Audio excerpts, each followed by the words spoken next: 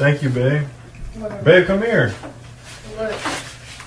I just want to tell you that I apologize for the way I was acting earlier. Being very rude and disrespectful. Hurt my feelings. I'm sorry. I will never treat you that way again. You really love me? Yes, I really love you. You don't ever have to question that. We had a petty little argument. It didn't mean nothing for real. Thank you for this food. Don't eat that. Why are you saying don't eat it? Give me my food. Just don't eat it. Can I have the water? Are you sure you love me? Yes, I love you. What? You really love me? Yes, that was just a petty little fight. Babe, give me the food back. Hold on. I can't let you eat this. What do you mean you can't let me eat that? Babe! What the hell? Alright, so first of all, if this were you guys, what are you doing? What are you doing after that, okay? I know this is probably like a visual. Everybody's gonna say that Kevin, that's a skit. I get it, guys, okay? But if this were real, what are you doing right there, okay? I couldn't see myself ever eating anything else that she served me. I'd have to end the relationship. Now, you notice in the beginning, she walks in with his food, and he's apologizing to her for what happened earlier, right? He's apologizing to her for treating her that way, so he's accepting accountability, which is evidence that he must have been the one in the wrong, right? Now, if you notice how she is, she's very receptive for what he's saying. She responds well. She doesn't keep things going. For example, when he says, it was just a petty argument, it was just a little petty argument, it didn't even mean anything. She could have said, it wasn't petty, you're invalidating me, you're a narcissist. She didn't. She accepted what he said, that it was petty to him, that it wasn't a meaningful thing to him, and he apologized, right? I want this to show you guys that not everybody fights with words. Not everybody fights with insults and all this stuff, okay? The outward things that we're calling toxic. So she's sitting in the room. She goes and makes him food, right? Had to make it while she was upset with him. The caption says, she brings me food after we argued, or she makes him food after they argue. So they had this argument. She's in there making him food. That's not toxic, right? She brings the food to him. She serves it to him. That's not toxic at all, right? She didn't do it with an attitude. She gave him the food. Now, he stopped her and went on ahead and apologized and made himself accountable to the things, whatever had happened before, right? We can assume he was in the wrong. But then once he apologized to her, hugged on her, now she wants the food back. She says she can't allow him to eat that food. She did something to the food. The water too. Not everybody fights with words. So because she was upset with him, she did something to his water. Now it could be, guys, it could be poison. It could be something that's just disgusting. Some people done said they done put fecal matter on somebody's toothbrush before. It could be saliva. You understand? It could be anything in that food. Whatever it is, she don't want him to have it now when she's no longer upset with him.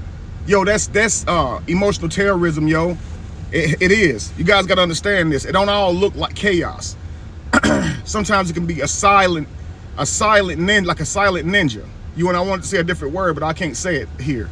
If you guys ever find yourself in a situation like that, you should consider leaving that situation.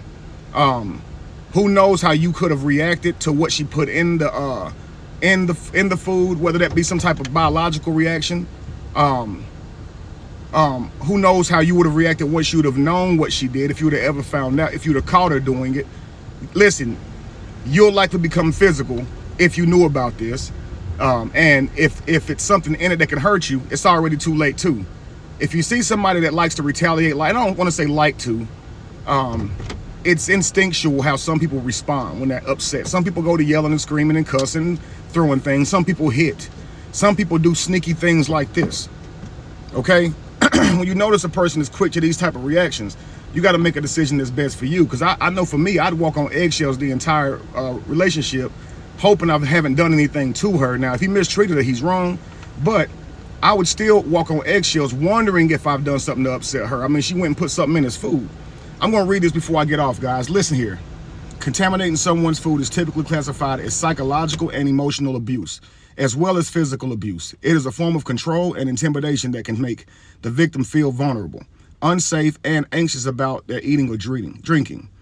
This action can also be a part of coercive control, where someone exerts power by threatening the victim's well-being, making them feel helpless, or constantly worried about their physical safety. In extreme cases, if the contamination is intended to cause harm, it could also be considered criminal behavior and may be prosecuted as assault or poisoning, depending on the jurisdiction. So if this happens to you guys, you can make a phone call. Do you understand? For me, as soon as she would have asked for that back, I'd have probably took it back from her, wouldn't have let her have it. I don't know.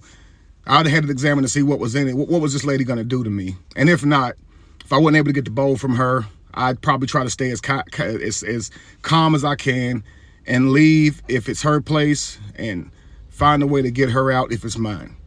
You know, I appreciate the visuals, the skits that people are putting out. And I'm obviously not saying this is real. If it is real, homie, you got to go. But if it isn't, guys, look at it and assess it and learn from it, grow from it, okay? I'd rather these be skits than be real. You understand? But if anyone ever puts something in your food because they upset with you and you're in a relationship, this is considered domestic violence. So in honor of DV Awareness Month, that's another video to you guys, okay? Let me know in the comments what you guys think about it and what you would do if this happened to you. And if this ever happened to you. All right, family? Again, emotional terrorism. They may not respond in the moment. It may be calculated. It may be something they do later. They may go back and think about what you said, or what happened in that argument, and then their anger builds up, and then here comes the retaliation. You understand? People like this need help. They need therapy. I'm not saying they're bad people. But if you're allowing your emotions to possess you, as I call it, or take over you, you're putting your own life at risk. And when the dust settles, you're the one who's left there to deal with the mess you created when you were upset. Keep this in mind. Get my book. It's on Amazon. Kevin Wesley, The Emotional Terrorizer, okay? Many other books too, but get that one, okay, guys? Peace to you.